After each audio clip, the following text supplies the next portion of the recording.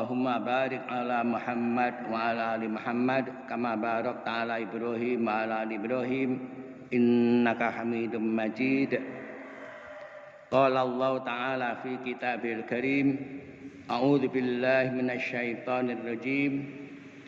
Ya ayyuhalladzina amanu taqullaha haqqa tuqatih wa la tamutunna illa wa antum muslimun. Ya ayyuhan nasu taqu rabbakumul ladzi khalaqakum min nafsin wahidah wa khalaqa minha zawjaha wa batsa minhuma rijalan katsiran wa nisaa'a wattaqullaha alladzi tasaaluna bihi wal arham innallaha kana 'alaikum raqiba. Ya ayyuhalladzina amanu taqullaha wa qulu qawlan sadida yuslih lakum a'malakum wa yaghfir lakum dzunubakum wa may yuti'illaha wa rasulahu faqad faza fawzan 'azima. Amma ba'du fa inna asdaqal hadithi kitabullah wa khairal hadi hadi Muhammadin sallallahu alaihi wasallam. Syarrul umuri muhdatsatuha wa kullu bid'atin dhalalah. Alhamdulillah pagi ini kita dapat melaksanakan salat subuh berjamaah. Kemudian kita adakan taklim, mudah-mudahan salat kita dan seluruh amal ibadah kita diterima oleh Allah Subhanahu wa taala. Amin. Salawat dan salam semoga senantiasa dicurahkan atas junjungan kita Nabiullah Muhammad sallallahu alaihi wasallam. Pada pekan yang lalu kita membahas tentang bolehnya bolehnya minum sambil berdiri. Tetapi yang lebih sempurna dan lebih utama adalah minum dengan duduk. Pembahasannya sangat panjang sampai kepada ketika Rasulullah minum air Zam-Zam dengan berdiri. Kita lanjut dulu pembahasannya mengenai air Zam-Zam. Fal hasil anna Zam-Zama ma'un mubarakun. Fal hasil hasilnya, kesimpulannya bahwa Zam-Zam adalah air yang diberkahi. To'amu ta'min, makanan bagi orang yang ingin makan. Wasyifa'u sukmin, obat bagi penyakit. Wa ma'u Zam-Zam lima syuribalahu, dan air Zam-Zam itu sesuai dengan tujuan meminumnya. In syarib tahu li'atshin rawaita, jika kalian minum karena haus maka kalian akan merasa lega, artinya hausnya akan hilang. Wa in syarib tahu liju'in syabi'ta, jika kalian minum untuk menghilangkan lapar maka Anda akan kenyang. Hatta inna ba'dal ulama'i akhadha min umumi hadzal hadis annal insana idza kana maridan wa syaribahu lisyifa'i syufya, sehingga sebagian ulama mengambil dari keumuman hadis ini bahwa manusia apabila dia sakit kemudian minum air Zam-Zam untuk kesembuhannya maka dia sembuh. Wa idza kana katsirun nisyan wa syaribahu lil hifzi sara hafidhan, jika dia seorang yang banyak lupa kemudian minum air Zam-Zam dengan tujuan agar dia hafalannya itu tetap tidak lupa, hafidhan, dia akan menjadi hafid, seorang yang hafal. Wa idza syaribahu li ayyghardin yang fauhu, dan apabila dia minum air Zam-Zam tadi untuk tujuan apapun memberikan manfaat kepadanya. Wala kulli hal hadzal ma'un mubarak. Kesimpulannya bahwa air Zam-Zam adalah air yang diberkahi. Jadi keumuman hadis sesuai dengan niatnya untuk apa. Kalau menghilangkan dahaga, hilang haus. Menghilangkan lapar, hilang laparnya, jadi kenyang. Untuk mengobati penyakit, penyakitnya akan hilang. Bahkan kesimpulan sebagian ulama mengatakan segala macam penyakit. Penyakit apa saja. Kalau dia minum air Zam-Zam dengan maksud agar sembuh, sembuh. Bahkan juga penyakit lupa. Orang suka lupa.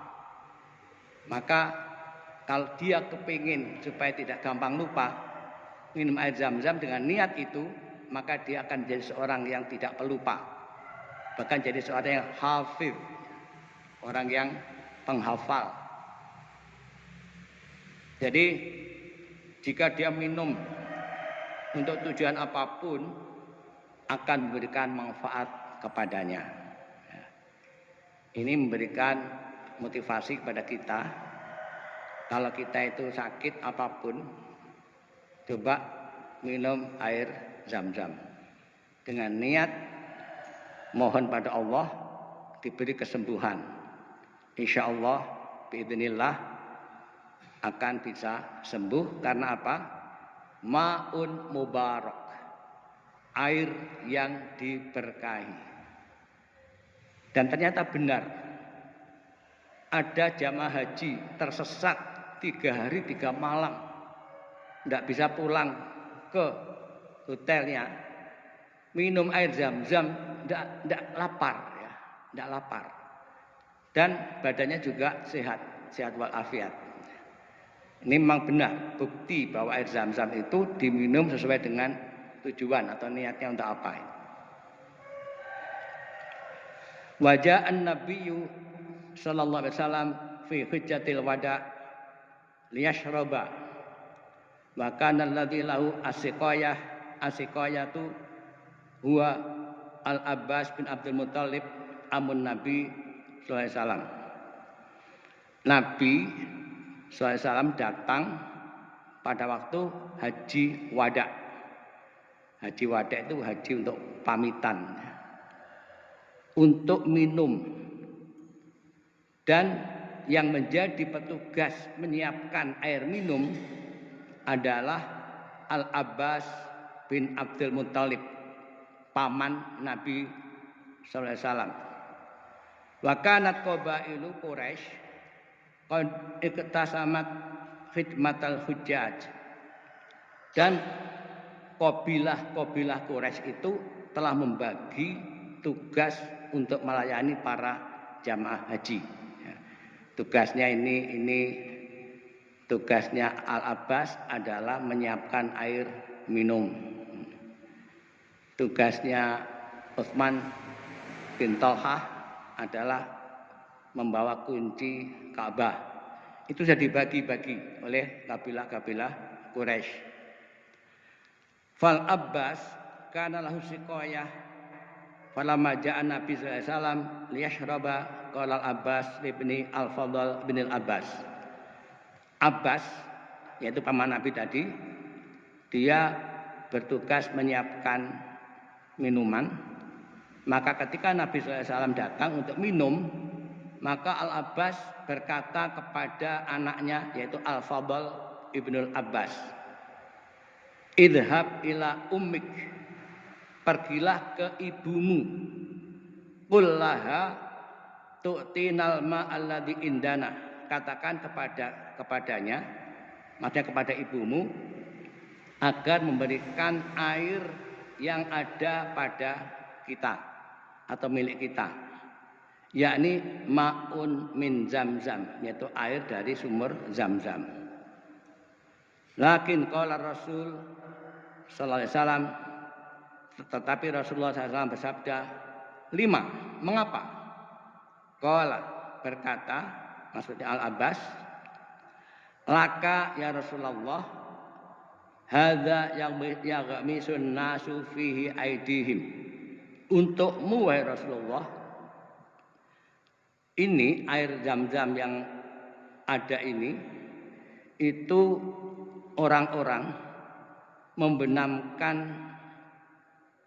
tangan-tangan mereka pada air Zam-Zam itu, yakni nurid anu'tiyaka ma'an nadhifan, yakni kami ingin memberi engkau air yang bersih. Faqala, maka beliau bersabda, la, tidak. Asyrabu mimma yashrabun nasu minhu, aku akan minum dari air yang daripadanya orang-orang minum. Masyariba qa'iman, dan beliau minum dengan berdiri. Jadi ketika Rasulullah datang mau minum air Zam-Zam, Al-Abbas paman beliau memanggil anaknya, Fadl, anak saya, anakku, kamu pulang ambilkan air Zam-Zam yang ada di rumah untuk Rasulullah. Apa kata Rasulullah? Untuk apa? Kemudian Al-Abbas mengatakan, wahai Rasulullah, air ini banyak orang-orang membenamkan tangannya di sumur Zam-Zam. Maka kami akan mengambilkan air yang bersih untukmu. Beliau menolak, tidak. Aku akan minum air yang orang-orang minum daripadanya.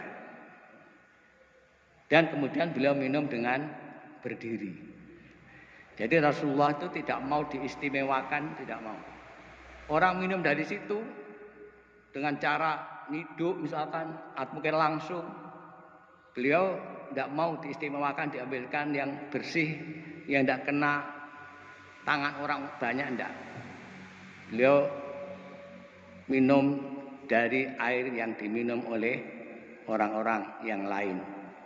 Ini menunjukkan kesederhanaan beliau, tidak mau diistimewakan. Nah, kemudian minum dengan berdiri. Fadalla dzalika ala jawazi syirbi qa'iman. Maka ini menunjukkan bahwa dibolehkannya minum sambil berdiri. Wa kadzalika hadits Ali radhiyallahu anhu anna syariba qa'iman. Dan demikian pula hadis Ali radhiyallahu anhu bahwasanya dia minum sambil berdiri. Waqala, dan berkata, innan nabiyya sallallahu alaihi wasallam fa'ala kama ra'aitumuni fa'altu. Dan Ali berkata, sesungguhnya Nabi sallallahu alaihi wasallam berbuat seperti yang kalian lihat aku lakukan. Padahal dzalika ala anna syurba qa'iman la ba'sa. Hal ini menunjukkan bahasanya minum sambil berdiri la ba'sa, tidak apa-apa. Lakinnal afdal ayasyaraba qa'idan. Tetapi yang lebih utama adalah hendaklah kita minum sambil duduk. Jadi kesimpulannya seperti itu. Minum sambil berdiri tidak apa-apa, karena ada contoh Nabi SAW ketika minum air Zam-Zam, beliau minum sambil berdiri. Dan Ali juga demikian, minum sambil berdiri, dan dia mengatakan, aku melihat Nabi juga pernah minum sambil berdiri. Kesimpulannya adalah la ba'sa, tidak apa-apa, tetapi yang paling utama adalah minum sambil duduk.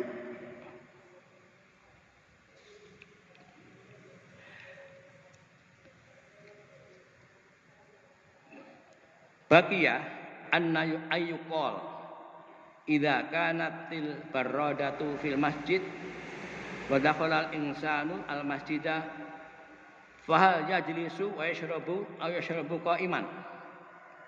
Ada pertanyaan begini. Apabila di dalam masjid itu ada air yang di tempat pendingin seperti di Madinah, di Makkah kan begitu ya. Dan ada orang masuk masjid. Apakah dia duduk kemudian minum ataukah minum sambil berdiri? li'annahu in jalasa khalafa qala Nabi sallallahu alaihi wasallam idza dakhala ahadukum al-masjid fala yajlis hatta yusalli rak'ataini. Karena apabila dia duduk maka itu menyelisihi sabda Nabi sallallahu alaihi wasallam, apabila salah seorang dari kalian masuk ke dalam masjid maka jangan duduk sehingga dia sholat 2 rakaat. Wa in syariba qa'iman tarakal afdal. Jika dia minum dengan berdiri berarti dia meninggalkan yang lebih utama. Fanaqulu, maka kami katakan al afdal ayashruba qa'iman. Yang afdal,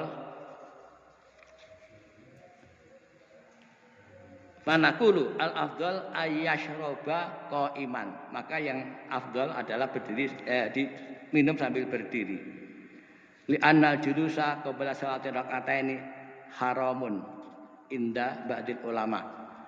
Karena duduk sebelum sholat 2 rakaat haram menurut sebagian ulama. Bi khilafi syurbi qa'iman fa huwa ahwan. Berbeda dengan minum sambil berdiri, itu lebih ringan. Wa ala hadza fayashrabu qa'iman tsumma yadhabu wa yusalli tahiyatul masjid wallahu a'lam. Jadi kalau kita masuk ke masjid pengen minum, kalau kita duduk berarti sudah menyelisih sabda Nabi yang sebagian ulama mengatakan haram.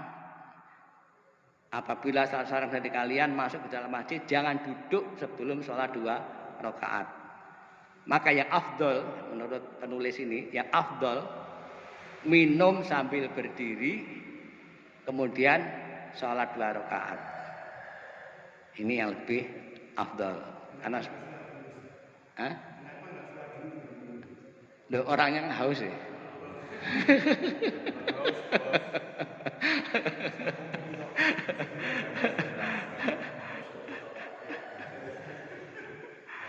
Saya kan kadang tempat hotelnya jauh, ya kan, dia berjalan ke masjid, nah, terus haus.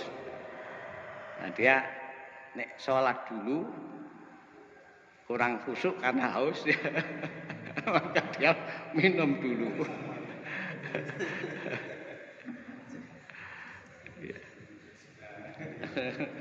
Bismillah.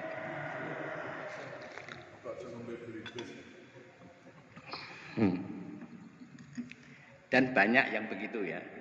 Datang ke masjid, minum dulu baru kemudian sholat.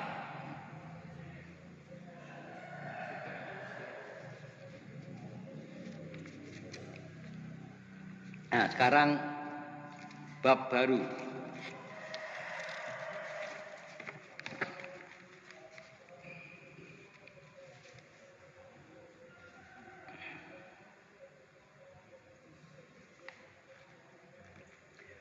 Babu istihbabi kaunis saqil qauma akhiruhum syurban.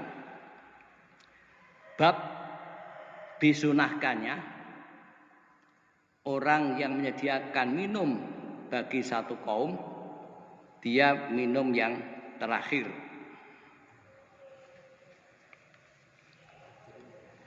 An Abi Qatadah radhiyallahu anhu anin Nabiyyi sallallahu alaihi wasallam qala saqil qaumi akhiruhum syurban.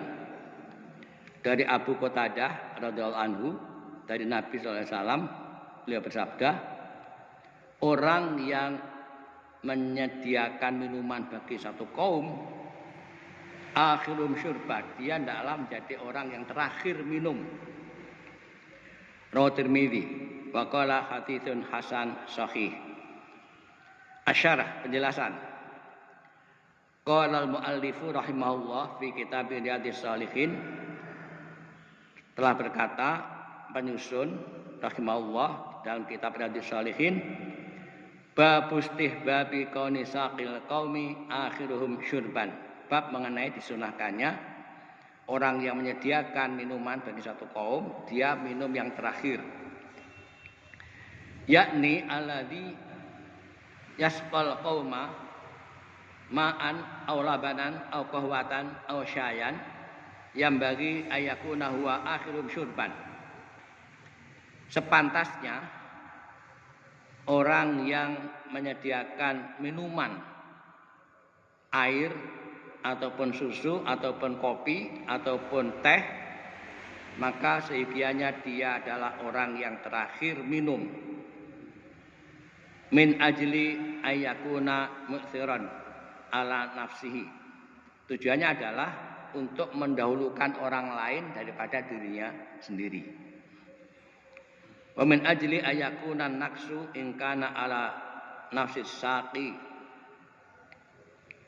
Dan tujuannya adalah agar tidak berkurang ya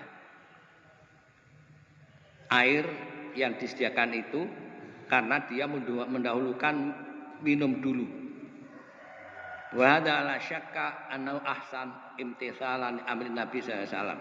Dan ini tidak diragukan lagi, merupakan ketaatan yang paling bagus atas perintah Nabi sallallahu alaihi wasallam, wa ahdan bi adabin Nabi sallallahu alaihi wasallam, dan mengambil adab Nabi sallallahu alaihi wasallam.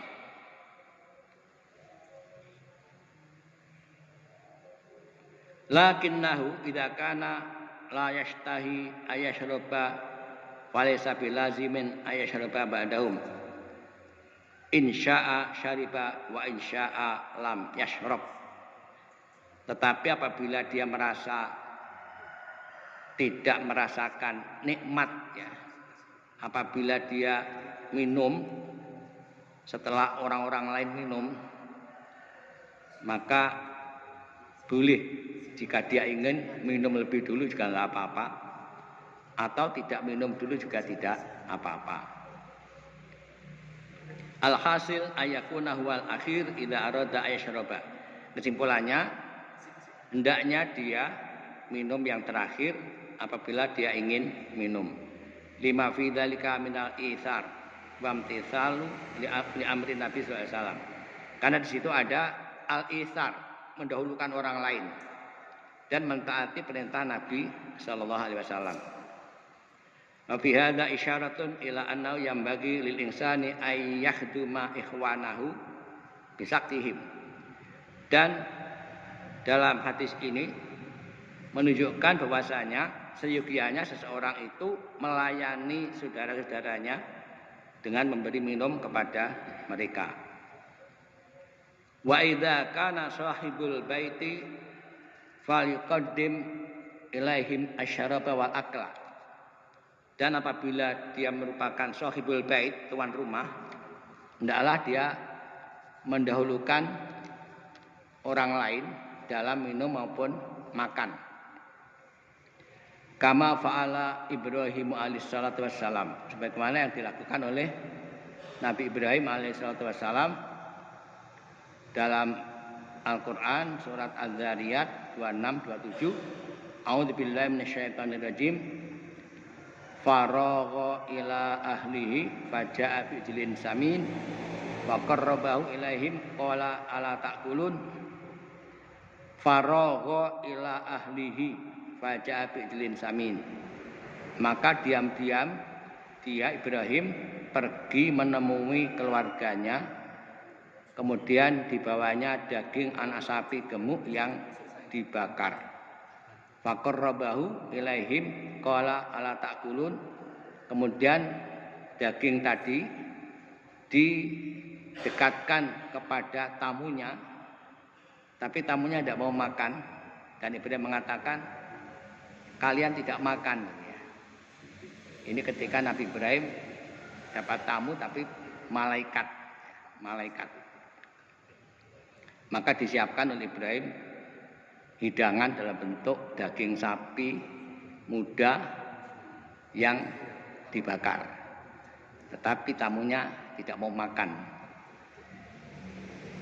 Wa sahibul baiti yakrubul akla wa yunawilu syaraba. Dan sahibul bait atau tuan rumah hendaklah dia itu mendekatkan makanan pada tamunya dan juga memberikan minuman. Wa yakunu huwa akhirul qaum, dan tidaklah dia tuan rumah ini akhirul qaum, orang yang terakhir dalam makan dan minum. Summa, kemudian halil afdalu ayyusharikahum fit ta'am sawaun kana fil ghada awil asya awil iftar. Kemudian apakah yang lebih utama itu bersama-sama mereka dalam makan, apakah itu makan siang, makan malam ataupun makan pagi, atau al-afdal ayang syarifa walai syarikahum. Apakah yang lebih utama itu kemudian dia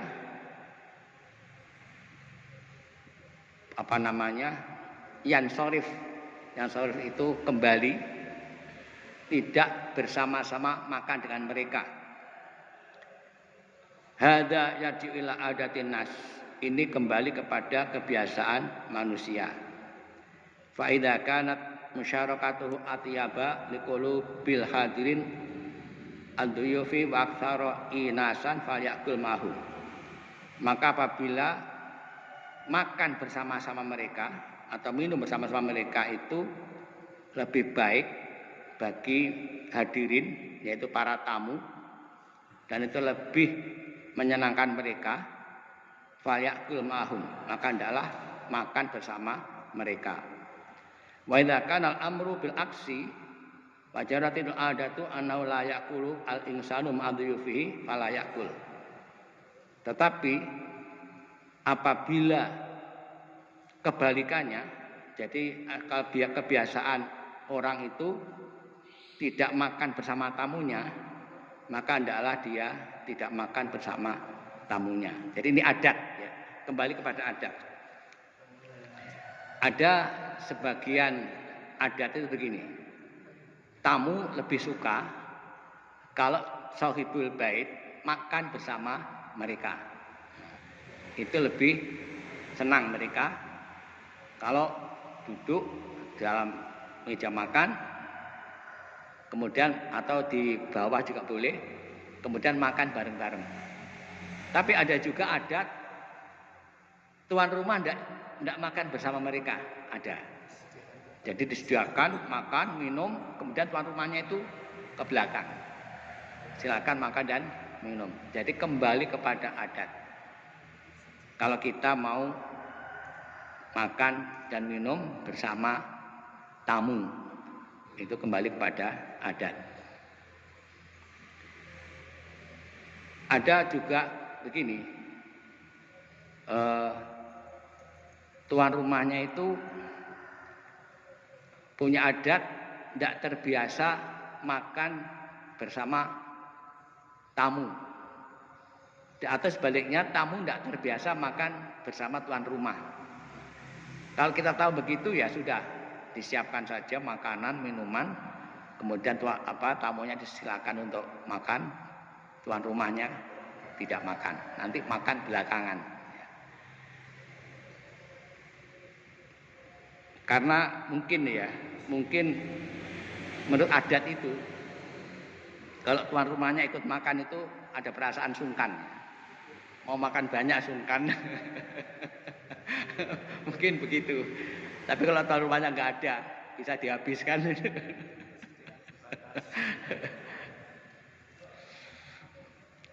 Wa hadza amrun yarji'u ilal urf. Dan ini perkara kembali kepada kebiasaan. In kana al-urfu anna min ikramid dhaif alla ta'kula ma'ahu wa anta ja'aluhu khurran ya'kulu masya'a fala ta'kul. Maka jika kebiasaan dalam menghormati tamu itu adalah engkau tidak makan bersamanya, maka jadikanlah dia bebas makan sesuai dengan kehendaknya, maka janganlah kalian makan bersamanya.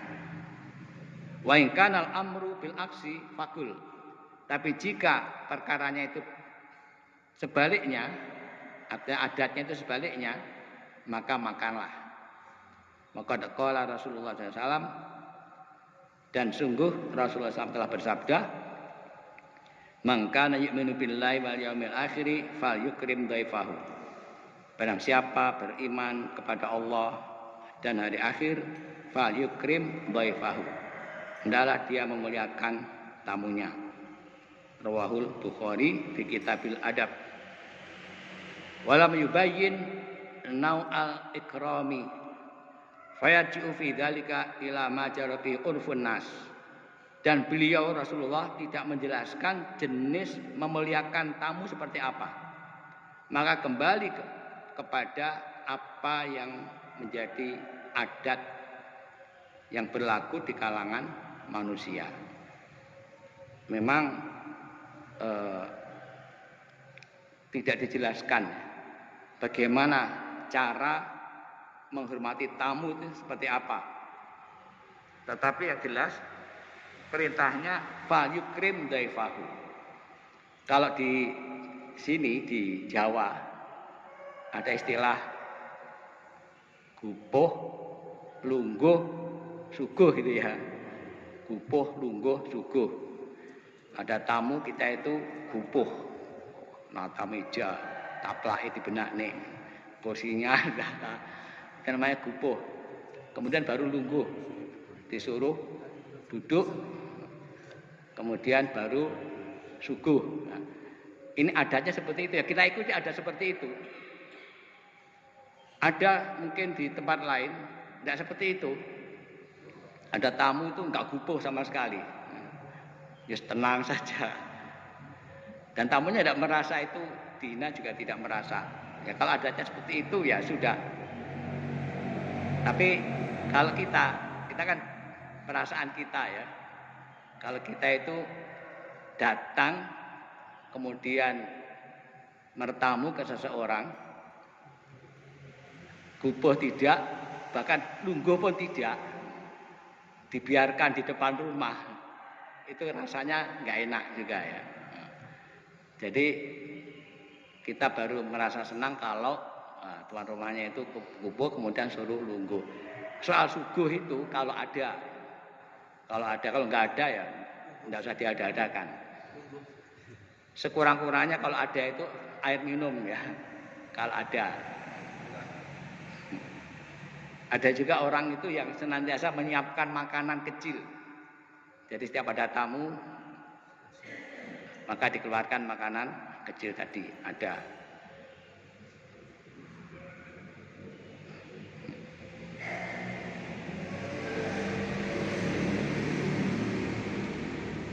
Bab berikutnya,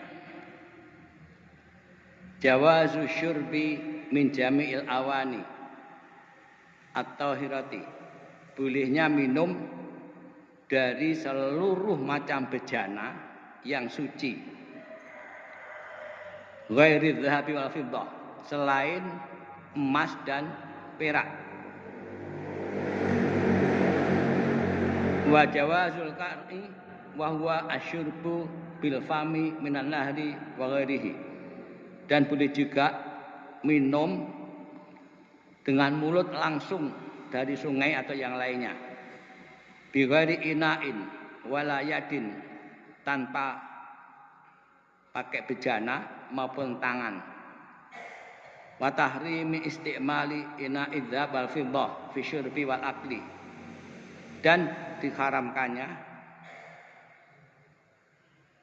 menggunakan wadah atau bejana dari emas maupun perak dalam minum, makan, dan bersuci wa thaharah.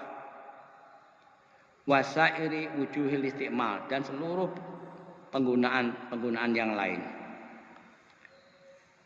Jadi maksudnya adalah boleh minum dari semua jenis bejana yang suci, kecuali bejana itu dari emas dan perak. Dan boleh minum tanpa menggunakan bejana, langsung saja, umpamanya di sungai, minum langsung boleh, tanpa tangan juga boleh. Seperti apa? Sapi itu ya. Minum langsung.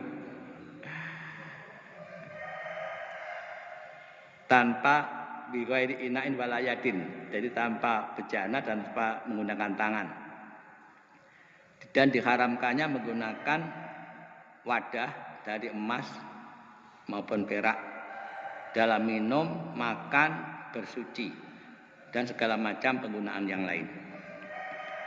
Hadis pertama, An Anasin radhiyallahu anhu qol, dari Anas radhiyallahu anhu ia berkata, hadaratis salatu, telah hadir waktu salat. Faqama mangkana qariban dari ila ahlihi wa baqiya qaumun fa'utiya Rasulullah sallallahu alaihi wasallam bimikhdabin min hijarah. Faqama, maka berdirilah mangkana qariban dari ila ahlihi, orang-orang yang dekat rumahnya, mereka berdiri kemudian pulang menuju ke keluarganya. Maksudnya apa? Untuk berwudu ya, berwudu. Karena datang waktu sholat, kemudian yang rumahnya dekat itu pulang wudu di rumah. Wa baqiya qaumun, dan tersisa kaum fa'ata Rasulullah SAW, maka datanglah Rasulullah SAW bimikhdabin min hijarah, membawa bejana kecil terbuat dari batu. Fasaghural mikhdabu ayabsuta fihi kaffahu, maka bejana kecil tadi tidak muat untuk tapak tangan. Jadi karena bejananya kecil, maka airnya tadi tidak bisa tidak muat untuk tapak tangan. Fatawaddu al-qaumu kulluhum, kemudian maksudnya tidak mencukupi, tidak mencukupi karena bejananya kecil tadi. Kemudian kaum tadi fatawaddu al-qaumu kulluhum, semua kaum tadi berwudu. Qalu, para sahabat bertanya, kam kuntum, berapa jumlah kalian? Qala samanina wa ziyadah, dia menjawab samanina wa ziyadah, 80 lebih. Muttafaqun alaih. Wa hadhihi riwayatul Bukhari. Wa fi riwayat Muslim anna Nabi sallallahu alaihi wasallam da'a bi ina'in min ma'in. Dan dalam riwayat Muslim bahwa Nabi sallallahu alaihi wasallam memanggil agar dibawakan bejana yang berisi air. Fa'ata biqadahin rahrahin fi syai'un min ma', maka didatangkan bejana lebar, di dalamnya ada sedikit air. Fawadha'a asabi'ahu fihi, maka beliau meletakkan jari-jari beliau di dalam bejana itu. Qala Anas berkata, faja'altu angduru ilal ma'i yambu'u min baini asabi'i, maka aku melihat air mengalir dari sela-sela jari beliau. Jadi airnya itu mengalir ya dari sela-sela jari beliau.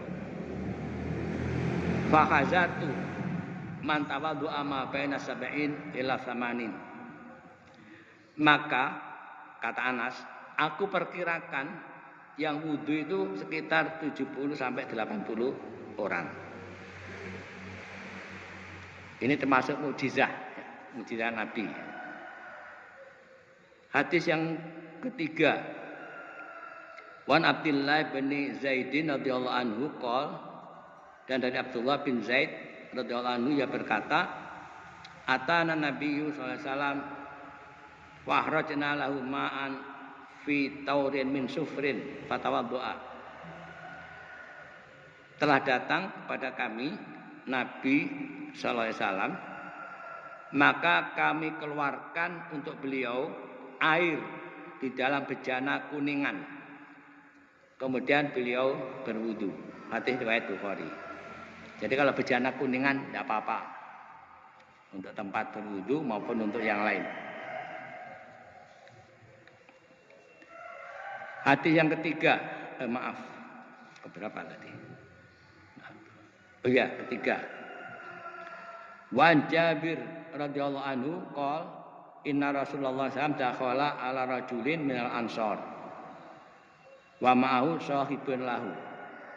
Sesungguhnya Rasulullah SAW masuk ke rumah seorang laki-laki dari Ansor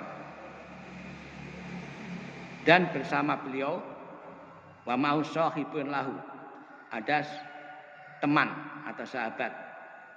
Faqala Rasulullah SAW, in kana indaka ma'un bata hadhil lailah fi syannatin wa illa qara'na.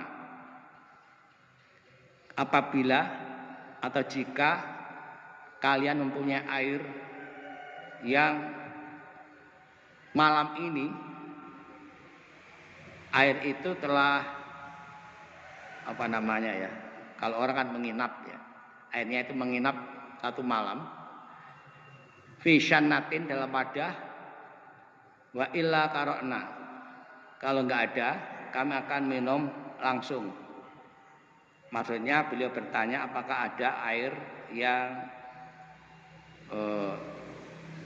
semalam itu bermalam itu ya. Umpamanya apa? Di satu wadah air itu tersimpan satu malam, beliau akan minum dari situ. Kalau tidak, akan langsung minum dari tempatnya. Itu maksudnya begitu. Rawal Bukhari. Asyannu al-qirbah. Al-qirbah adalah itu wadah untuk minum yang biasa dibawa. Hadis yang keempat. Wan Hudzaifah radhiyallahu anhu qol inna nabiyya sallallahu alaihi wasallam nahana anil harir wadibaji wasyudbi fi anyatiz zahabi wal fiddah. Bahwa Nabi sallallahu alaihi wasallam melarang kita memakai sutra. Ada sutra halus, ada sutra yang kasar. Wasyurbi min anyatiz zahabi wal fiddah, dan minum dari bejana yang terbuat dari emas dan perak. Waqal, dan beliau bersabda, hiya lahum fid dunya wa hiya lakum fil akhirah. Sutra ini, sutra dari yang halus maupun yang kasar, dan minum dari bejana dari emas dan perak ini untuk mereka di dunia. Mereka macam orang-orang kafir. Wahia lakum fil akhirah, dan itu untuk kalian di akhirat. Muttafaqun alaih. Hadis kelima. Wan Ummi Salamah radhiyallahu anha anna Rasulullah sallallahu alaihi wasallam qol alladzi yashrabu fi anatil fiddati innama yujardiru fi batnihi nar jahannam. Muttafaqun alaih. Sesungguhnya orang yang minum dari bejana terbuat dari perak itu akan perutnya itu akan terbakar oleh api neraka jahanam. Muttafaqun alaih. Ini belum ada syarahnya, belum kita bahas, tapi kesimpulannya bahwa kita itu tidak boleh minum ataupun menggunakan bejana untuk tujuan yang lain, umpamanya untuk wudu, yang mana bejana itu terbuat dari perak dan emas. Ya. Kemudian tadi pakaian juga demikian, bagi kita laki-laki diharamkan memakai pakaian terbuat dari sutra, ya. Apakah itu sutra halus atau yang kasar? Sutra halus itu bagian dalamnya, kasar itu bagian luarnya. Itu adalah pakaian orang-orang kafir di dunia, sementara kalian, kata Rasulullah, nanti akan memakainya di akhirat, artinya di surga. Demikian pula bejana dari emas dan perak, itu kalian akan memakainya nanti di surga, bukan di dunia ini. Sementara itu jamaah sekalian yang senantiasa dirahmati oleh Allah, insyaallah kita sambung yang akan datang. Subhanakallahumma wa bihamdika asyhadu an la ilaha illa anta astaghfiruka wa atubu ilaik. Assalamualaikum warahmatullahi wabarakatuh.